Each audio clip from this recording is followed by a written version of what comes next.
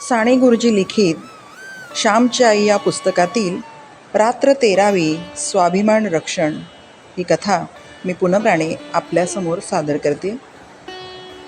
जो गृहस्थ असतो त्याने दक्षिणा घ्यायची नसते.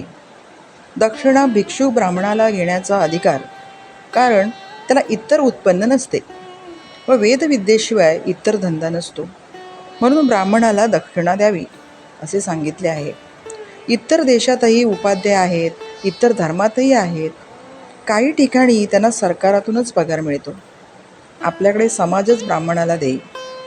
श्यामने आरंभ केला. आमच्या गावात एकदा एके ठिकाणी लग्न होते. शेवंती वाढ निश्चय जेव्हा करीतात तेव्हा उभय मंडपात वरवड मंडपात दक्षिणा वाटतात. आपल्या ऐपतीप्रमाणे ही दक्षिणा देतात. वधू घरचा एक उपाध्याय व वरा घरचा एक उपाध्याय असे दोघे बरोबर दक्षिणा देत मंडपात हिंडतात. जितकी वराकडची तितकीच वधूकडची. वराकडच्यानी 4-4 आणे दिले तर वधू पक्षही 4-4 आणे देतो. जो हात पुढे करील त्याला दक्षिणा देण्यात येत असे. लग्नाला जेव्हा मंडळी जाते तेव्हा मुले आपापल्या वडील मंडळीजवळच बसलेली असली तर हे शिक्षण आपोआपच त्यांना मिळते. अरे आपण नाही हो हात पुढे करावायचा वगैरे ते मुलांना सांगतात. परंतु अलीकडे स्वाभिमानच उरला नाही. पैशासाठी आपण हपापलेले आहोत. फुकट मिळेल तेवढे घ्यावे अशी वृत्ती झाली आहे. आगगाडीतून जपानी एजंट सिगारेट वगैरे फुकट वाटतात व श्रीमंत येत्या फुकट सिगारेट घेऊन ओढताना मी पाहिलेले आहे. श्रीमंतसुद्धा मोफत दवाखान्यात जाऊन औषध घेतील. श्रीमंताची मुलेसुद्धा नादारीसाठी अर्ज करतील. दारिद्र्याचा व दास्याचा हा परिणाम आहे. मी लग्नाला गेलो व मुलांमध्ये जाऊन बसलो. शाळेतील बरोबरची आम्ही मुले एकत्र बसलो होतो. एका बाजूने बसले म्हणून खोड्या करता येतात, टवाळकी करता येते. कोणाच्या टोपीवर नारळाची शेंडी ठेवा, कोणाच्या खिशात खडे टाक, कोणाला हळूच चिमटा घे असे चालते. दक्षिणा वाटण्यात आली. काही मुलांनी हात पुढे केले. मीही माझा हात पुढे केला. सहज गोष्ट होऊन गेली. माझ्या लक्षात चूक आली नाही. लहानपणी पैसे हातात असले म्हणजे आनंद होतो. मी ते 2 आणे घरी घेऊन आलो व मोठ्या हर्षाने आईजवळ द्याव्यास गेलो. जणू माझ्या कमाईचेच, माझ्या श्रमाचेच ते होते. भटजी 12 वर्ष मंत्र शिकतात, ते विधी करीतात, पण त्यांना घेऊ दे. मला ते 2 आणे घेण्याचा काय अधिकार? प्रत्येकाने श्रमावे आणि मोबदला घ्यावा तरच ते शोभून दिसते. आईने विचारले, कोठले रे पैसे? मी म्हटले, शेवंती वाढ निश्चयाचे लग्नात मिळाले. आई एकदम ओशाळली. तिचे तोंड म्लान झाले. आम्ही गरीब झालो होतो. आपण गरीब म्हणून मुलाने दक्षिणा आणली का? का आपण गरीब झालो म्हणून कीव येऊन भिक्षुकाने आपल्या मुलाच्या हातावर पैसे ठेवले? कारण एखाद्या घरंदाज घराण्यातील मुलाने हात पुढे केला तर भिक्षुक आपण होऊनच त्या मुलाला म्हणे, वेड्या तू का हात पुढे करावयाचा? तू त्या डोंगऱ्याकडचा ना? माझ्या मुलाला भिक्षुक असे का म्हणाले नाहीत? त्यांना आमची कीव आली. जगात दुसऱ्याने आपली कीव करावी यावरून करुणास्पद आणि दुःखप्रद दुसरी गोष्ट आहे. आईच्या मनात असे शेकडो विचार त्यावेळी आले. ती बोले ना, शून्य दृष्टीने पाहत राहिली. आई घे ना ग पैसे, मी काही चोरून नाही हो आणले. मी काकुळतीला येऊन म्हटले. आई म्हणाली, श्याम, आपण गरीब असलो तरी गृहस्थ आहोत. आपण भिक्षुक नाही. भिक्षुकीचा धंदा आपला नाही. आपण दक्षिणा घ्यायची नसते, हे आपले काम नाही. आपण दुसऱ्याला द्यावी. भटजी वेद शिकतात, धार्मिक कामे करतात, त्यांना शेतभात नसते. ही दक्षिणा हेच त्यांचे उत्पन्न. मी म्हटले, आपल्या गावातील ते पांडू भटजी किती श्रीमंत आहेत, त्यांनी तरी दक्षिणा घ्यावी का? सावकारी करतात, शेतीबाती आहे, हे असले कसले भटजी? आई म्हणाली, तो त्यांचा दोष. पूर्वी भटजींना दक्षिणा जास्त मिळाली तर ते गोरगरिबांना वाटून टाकीत. गरीब मुले शिकावयास ठेवीत. त्या पांडव प्रतापात नाही का की नळराजाने ब्राह्मणास खूप धन दिले, ते धन ब्राह्मणांनी वाटेतच दुसऱ्यांना वाटून दिले. ऋषींच्या घरी कितीतरी मुले शिकाव्यास राहत असत. आपण गृहस्थ, आपण दक्षिणा घेऊ नये. तू पुन्हा हात पुढे करू नकोस. रोहिदास पानपोईचेही पाणी प्यायला नाहीस. गृहस्थाने जगास द्यावे, जगापासून घेऊ नये.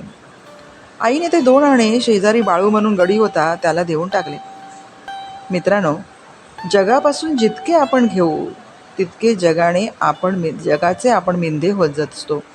आपण दिनवाने होत असतो, दुसऱ्याच्या तोंडाकडे पाहणारे होत असतो. दिनवाने जगणं हे पापच आहे. ताठरपणे उन्मत्तपणे जगणं हेही पापच. जगाचे मिंधे होणे नको. युरोपमध्ये ही स्वाभिमानी वृत्ती लहानपणापासूनच शिकवण्यात येत असते. आईबापाच्याही पैशावर जगणे हा तिथे मिंधेपणा व कमीपणा मानतात. अमेरिकेचे प्रेसिडेंट व्हिवर यांची गोष्ट सांगतात. त्यांनी आपल्या 13 वर्ष वयाच्या मुलास मजुरीचे काम करावयास पाठविले. धनाढ्य अशा अमेरिकेचे मुख्य अध्यक्ष व्हिवर होते, परंतु त्याच वेळेस त्यांचा हा लहान मुलगा एका गवंड्याच्या हाताखाली काम करीत होता. एका इमारतीचे बांधकाम चालले होते. ते चालले असता काम करताना हा मुलगा उंचावरून पडून मेला. व्हिवर साहेबांना वाईट वाटले, परंतु ते म्हणाले, माझ्या राष्ट्राला स्वावलंबन आणि श्रमाची महती शिकवण्यासाठी माझा मुलगा मेला. स्वावलंबन हा पाश्चिमात्य शिक्षणाचा पाया आहे. स्वावलंबनाने मान वर राहते, परावलंबनाने मान खाली होते. श्रमाशिवाय काही घेऊ नये आणि कोणी श्रम केल्याशिवाय त्याला देऊ नये. तुका म्हणे घेतो देतो तोही नरका जातो. आळशी मनुष्याला पोषणाराही पापी आणि आळशीही पापी. कोणा आळशाला जेव्हा आपण देतो तेव्हा तो मिंधा दिनवाणा असतो व आपण ऐटीत असतो. याच्या उलट त्याच्याकडून काहीतरी काम करून घ्यावे. लाकडे फोडून घ्या, कपडे धुवून घ्या, जमीन खणून घ्या, काहीतरी काम करून घ्या. त्यात खरोखरच त्या माणसाचा उद्धार आहे. उद्योगिण्यास पोषण्यास देवाचा अपमान आहे. देवाने दिलेल्या हातापायांचा बुद्धीचा अपमान आहे. स्वावलंबन, स्वाभिमान, श्रम याची महती आज रशियात शिकवण्यात येत आहे. एक अमेरिकन मानसशास्त्रज्ञ रशियात गेला होता. नुकताच एक अमेरिकन मानसशास्त्रज्ञ रशियात गेला होता. रशियातील परिस्थिती, तेथील अंतर्बाह्य परिवर्तन पाहावयास तो गेला होता. मजुरांना वाटण्यासाठी म्हणून त्याने झरण्या, चॉकलेटच्या वड्या, सुंदर चाकू वगैरे वस्तू घेतल्या होत्या. मजुरांच्या चाळीत जाऊन तो त्यांना त्या बक्षीस म्हणून देऊ लागला. परंतु एकही हात पुढे आला नाही. कोणीही वस्तू घेतली नाही. तो म्हणाला, घ्या, मी प्रेमाने देत आहे.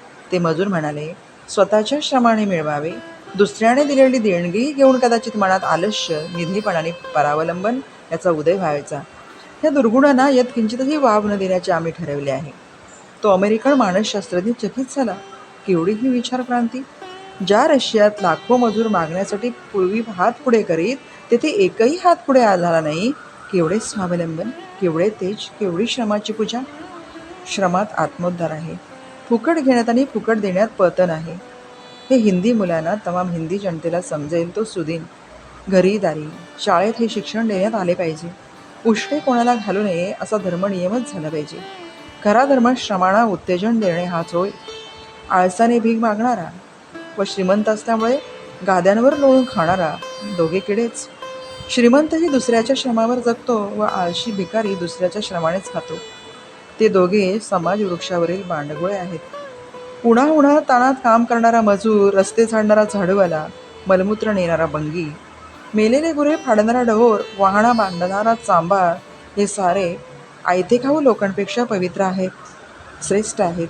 काहीतरी निर्माण कर, विचार निर्माण करा, धान्य निर्माण करा, स्वच्छता निर्माण करा, काहीतरी मंगल असे, सुंदर असे, हितकर असे निर्माण करा, तरच जगण्याचा तुम्हास अधिकार आहे. ज्या राष्ट्रास समाज संवर्धक, समाजरक्षक, समाजपोषक, श्रमाची पूजा होते, ते राष्ट्र वैभवावर चढते. बाकीची भिकेस लागतात. माझ्या आईने मला स्वाभिमान शिकवला. मिंधेपणा म्हणजे मरण हे शिकवले.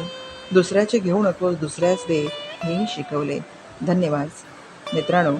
ह्या गोष्टीतून आपल्याला स्वाभिमान, स्वावलंबन हेच दिसून येते.